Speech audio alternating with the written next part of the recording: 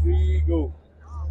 रावलपिंडी में जो ये मैचेस PSL 8 के हो रहे हैं वो यकीनी तौर पर सनसनीखेज तो अपनी जगह पर है, लेकिन जो शायकीन क्रिकेट है वो इस हवाले से काफ़ी ज़्यादा खुश हैं और उनका जोश देखने वाला है कि गुज़िश्ता रोज़ भी जो पिंडी स्टेडियम था वो हाउसफुल था और आज का मैच जो कि मुल्तान सुल्तान और पेशावर ज़ल्मी के दरमियान हो रहा है ये भी हाउसफुल है। और इतनी बड़ी तादाद में शायकीन का आना यहाँ पर जो ये बताता है कि शायकीन हैं वो ये चाहते हैं कि पाकिस्तान में जो जितने भी मुकाबले हैं, जो खेलों के मुकाबले हैं, वो शानदार तरीके से हो और लोग ये चाहते हैं कि पाकिस्तान के तमाम खेल के मैदानों में खेल के मैदान आबाद रहें। सबसे अहम बात यह है कि आज का मैच मुल्तान सुल्तान के लिए तो इतना अहम नहीं, लेकिन पेशावर ज़ल्मी के लिए यकीनी तौर पर आज का मैच काफ़ी अहम है।